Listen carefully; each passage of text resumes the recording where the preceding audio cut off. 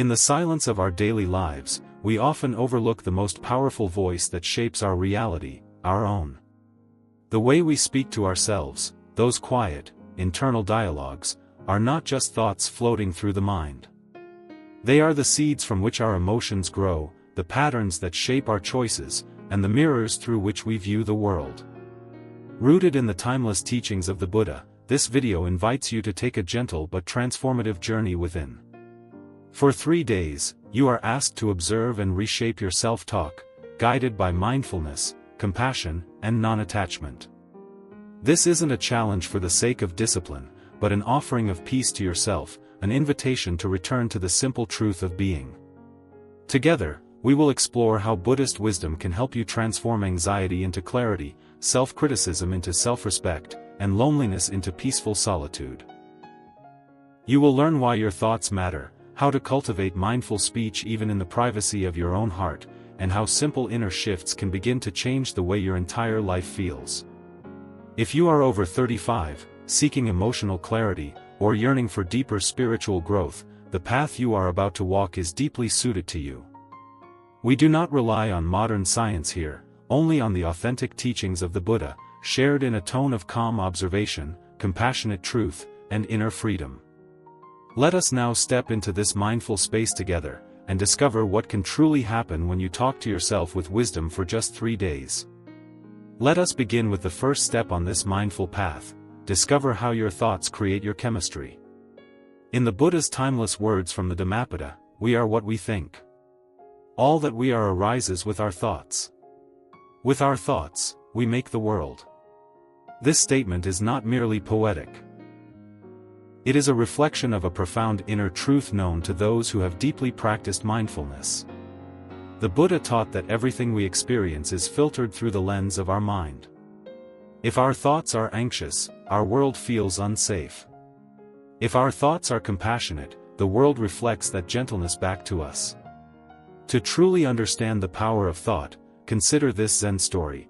Long ago, in a quiet monastery nestled in the forested hills of Japan, a young monk named Jiro struggled with deep fear and insecurity.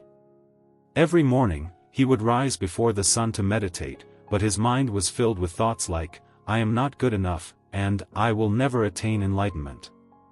One morning, the wise abbot of the monastery, an elder named Master Ryasan, approached him. "What troubles your heart, Jiro?" he asked gently. Jiro confessed his fears, saying that no matter how long he meditated, the same painful thoughts haunted him. Master Ryasan smiled and led Jiro to a small garden near the edge of the forest. He gave him a small bag of seeds and said, "For the next 7 days, I want you to walk this path and plant 1 seed for every negative thought that arises in your mind." Jiro did as instructed. On the first day, he planted many seeds, dozens of them, as his mind filled with self-doubt. On the second and third days, he continued. But by the 4th day, something changed. The act of planting brought awareness. He started to notice patterns. By the 5th day, fewer seeds were planted. And by the 7th day, Jiro stood at the edge of the garden with only 1 seed left in his hand. Master Ryasan returned and asked, "What have you learned, young one?"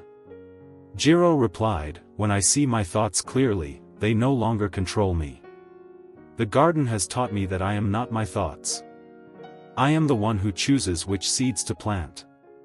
Master Ryasan bowed and said, "Then your practice has begun." This story is not about gardening, nor about perfection. It is about becoming the silent watcher of the mind, the calm observer who learns that thoughts are not truths, they are habits. When you speak to yourself with fear or anger, your emotional body reacts. Though we speak not of biology, even in Buddhist thought it is clear: anger begets heat and tension, sadness brings heaviness and inertia, peace creates lightness and flow. Your internal weather shifts with the tone of your inner voice. That is why for these 3 days, you are invited to plant only mindful seeds. Pay attention to the quality of your self-talk.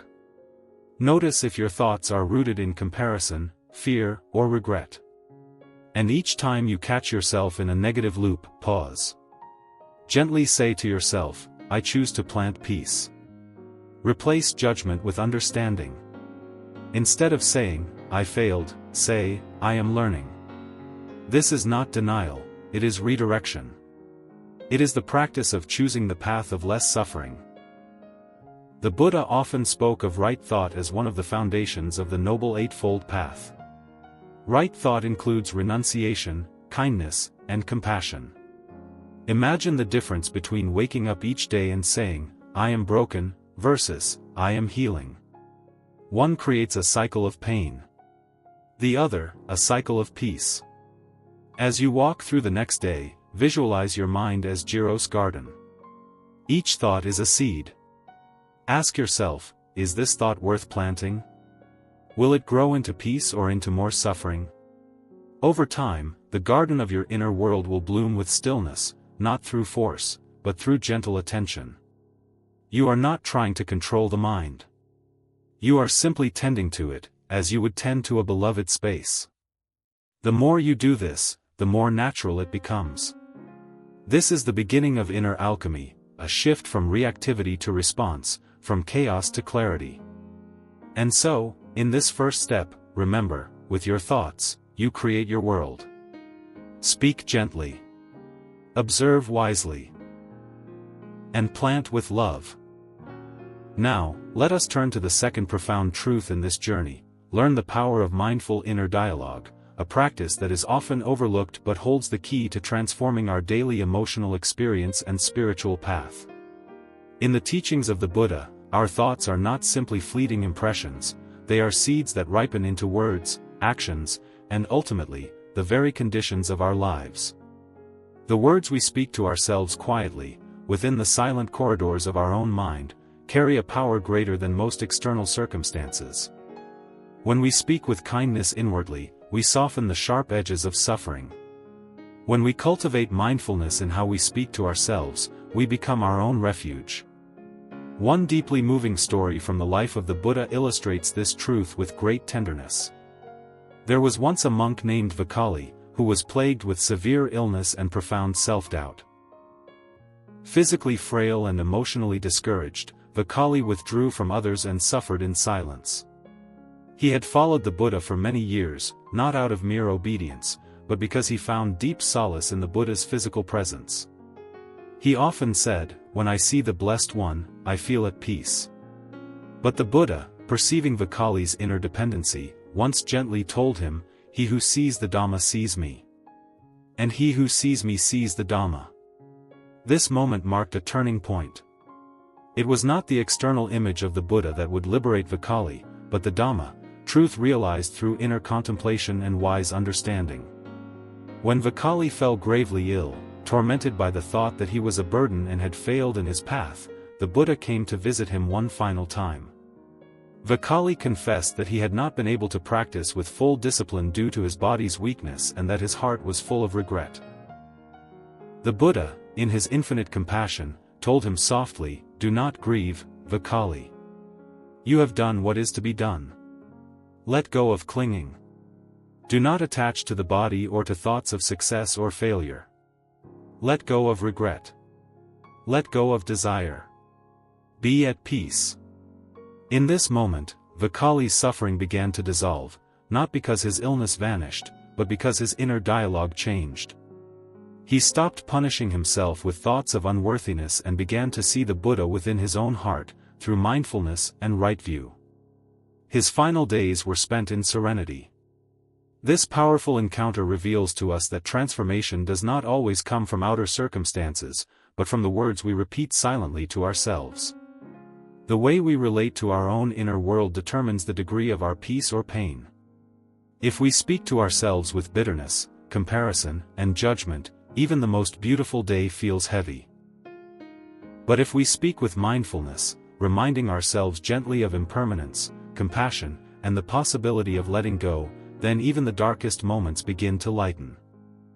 The Buddha repeatedly emphasized right speech, not only in how we speak to others, but in how we address ourselves in solitude.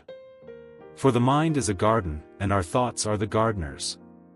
If we plant seeds of harshness, we grow thorns. If we plant seeds of understanding, we grow flowers. To develop mindful inner dialogue means to become aware of your mental habits. Ask yourself, what do I tell myself when I make a mistake? Do I replay old wounds in my mind? Do I call myself names I would never say to another being? Or do I pause, breathe, and remind myself that this, too, is part of the path? That even suffering is a teacher, and failure a mirror for self-compassion? Buddhist wisdom teaches that the path to freedom begins with observation, not repression. We are not told to force ourselves to be positive, but rather to observe our thoughts like clouds in the sky, passing, changing, and not who we truly are. The purpose of mindful inner dialogue is not to decorate the mind with pleasant slogans, but to bring the light of awareness into the places where old wounds live. In this stillness, you might begin to say gently, I am not this thought. I am the awareness behind it. Or, this feeling will pass. I am not alone. Or even simply, may I be kind to myself in this moment. These simple phrases, spoken within, are acts of spiritual nourishment. Over time, they reshape the very chemistry of your emotions, allowing peace of mind and emotional clarity to blossom. This is not a technique of the modern world, it is ancient, timeless, and rooted in the Buddha's own approach to self-liberation. When we speak with wisdom to ourselves, we become our own teacher. When we listen with compassion inwardly, we become our own healer. No external validation, no worldly accomplishment, can give us the kind of inner peace that comes from speaking to ourselves with truth and tenderness. And in a world that is often harsh and loud, your gentle voice within may be the only light in the dark for someone, perhaps, even for yourself. So begin today. Observe how you speak to yourself, especially when no one else is listening. Replace harshness with honesty, but cloak that honesty in compassion. Recall the story of Vakali, not to measure your progress by his, but to realize that peace was always available to him, as it is to you, not through strength of body or perfection of practice, but through the quiet decision to speak kindly to oneself. Just 3 days of this practice can begin to shift your inner world.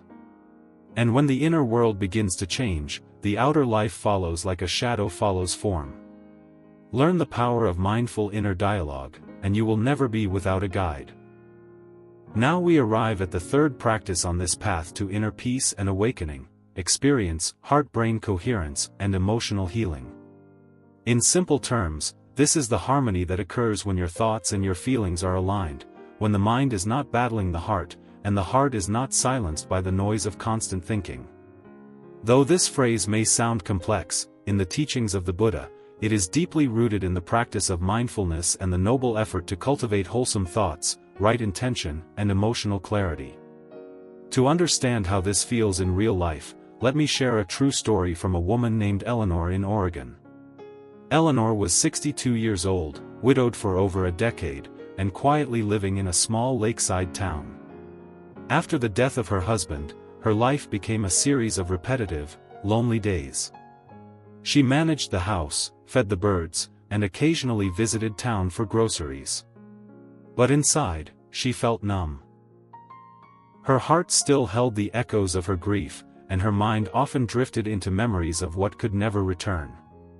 One summer evening, Eleanor sat by the lake near her home, reflecting on her husband's favorite words, something he used to say often, "Let the heart guide you."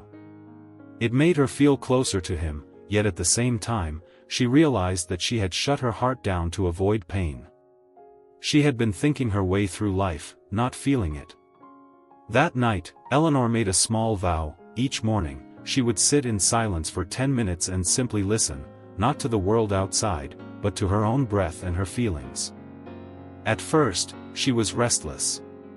Her mind would wander, and tears would arise. But she stayed. Over time, her breath began to slow, and a strange peace began to emerge. She remembered joyful moments with her husband not as piercing wounds, but as warm reminders. She began noticing small beauties. The rustling trees, the way sunlight sparkled on the lake, the kindness in a neighbor's eyes. Her heart was softening, and her mind began to follow. This, in essence, is what heart-brain coherence means: the ability to slow down and align your inner world through stillness, awareness, and loving attention. The Buddha taught that, the mind is everything, what you think, you become. But he also taught that we must learn to be with our feelings, not just think about them. When the mind and heart are disconnected, we often feel lost, either too emotional or too analytical, swinging like a pendulum between regret and restlessness. But when we bring them together through mindful breathing, loving kindness, and gentle awareness, we begin to feel whole again. The practice of heart-brain coherence is not about perfection, it's about pause. It's about breathing with awareness, being with what is, and letting the mind rest in the calm rhythm of the heart. In Buddhist meditation, we often focus on the breath not just as a technique, but as a bridge between the body, the heart, and the mind. When you sit with your breath and place your hand gently over your heart, you begin to feel the body's wisdom. You begin to sense that you are not broken, just tired. Not unworthy, just unlistened to. Emotional healing begins the moment we stop running from our own presence. Like Eleanor, who now shares her story with others in her town as a quiet source of strength, you too can begin this practice right where you are. Just 10 minutes each morning, no technology, no need for guidance, just you, your breath, and the willingness to soften. You may notice old pain arise, but stay. You may feel resistance, but breathe. You may discover a quiet joy you thought was lost long ago. The heart and the mind are not enemies, they are companions. When we align them with compassion and mindfulness, we find emotional healing not from changing the world, but from changing how we relate to it. This is how we begin to experience peace of mind, how we begin aging with grace, how we begin to feel safe alone, not from the outside in, but from the inside out. The Buddha did not ask us to control the external world, he asked us to understand our own inner world. And in that understanding, healing begins. Now we come to the final part of this inner journey, start planting new seeds of self-worth and confidence. After exploring the impact of thoughts, the power of mindful inner dialogue, and the harmony between heart and mind, we now arrive at the quiet but essential practice of rebuilding the way we see ourselves. Many who walk the path of mindfulness and spiritual growth come carrying years of self-doubt, old wounds, silent guilt, and the invisible weight of not feeling good enough. The Buddha often reminded his followers that just as a gardener tends the soil before planting, so too must we prepare our hearts to receive new growth. Self-worth is not an act of ego, but a recognition of your inner capacity to awaken, to transform, and to love yourself as you are, without needing to be perfect. It is the gentle realization that you are not the sum of your mistakes, nor the voice of your inner critic. You are the ground in which goodness can grow, the space where peace can blossom, and the being capable of liberation through compassion and awareness. This confidence is not loud or aggressive, it is steady and rooted, like a tree that has weathered many seasons and still chooses to stand tall. In Buddhism, we are taught to cultivate wholesome qualities as if we are tending to seeds: generosity, loving kindness, patience, humility, joy, and determination. These seeds must be watered through practice. Each time you sit in stillness, each time you speak kindly to yourself, each time you choose silence over self-judgment, you are watering the seed of self-worth. Each time you meet failure with curiosity instead of shame, you strengthen the roots of inner confidence. No one else can plant these seeds for you, but once planted, they will grow with gentle effort and consistency. The Buddha encouraged us to become our own refuge, our own lamp in the darkness. That means learning to believe not in an image of perfection, but in the deep truth that your mind is trainable, your heart is capable of compassion, and your life, no matter what has come before, can shift toward peace and clarity. Do not rush this process. Growth does not come through harshness or pressure, it comes quietly, like spring returning to a bare tree. Start by becoming aware of your self-talk. If it is harsh, pause. If it is doubtful, observe without reacting. If it is discouraging, offer yourself the same kindness you would offer a dear friend.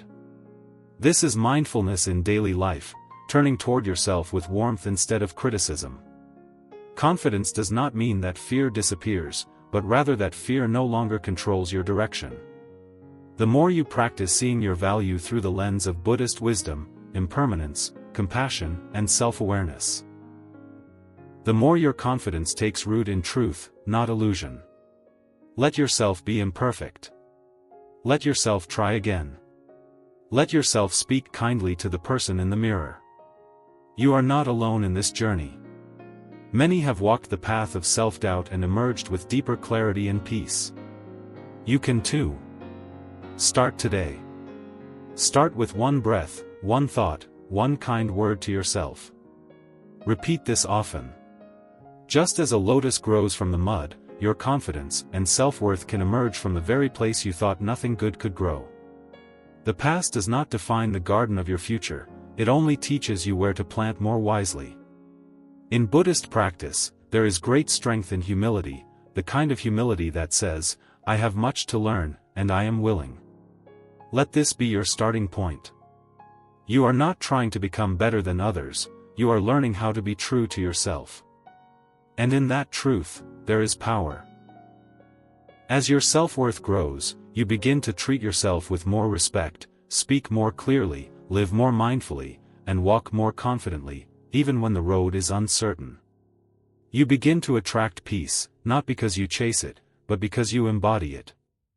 Let this be the beginning of a new inner season, one where you tend to yourself with patience, nourish your heart with loving attention, and water your future with the calm presence of now. Confidence and self-worth are not goals, they are the natural fruits of a mind rooted in awareness and a heart open to its own awakening. And now, as we gently come to the close of this mindful journey, let us take a quiet moment to reflect on what we've uncovered together. In this video, we explored the simple yet profound truth that the way we speak to ourselves has the power to shift not just our mood, but the entire atmosphere of our inner world. We began by looking deeply at how our thoughts create our chemistry. How unspoken mental patterns, when repeated, shape our nervous system, emotions, and outlook on life. Through the lens of Buddhist wisdom, we saw that we are not trapped by the mind's habits, we are gardeners of the mind, able to uproot harmful patterns and replace them with seeds of peace. We then discovered the transformative power of mindful inner dialogue, learning from the Buddha's own example how choosing compassion, patience, and clarity in our self-talk is not weakness, but wisdom.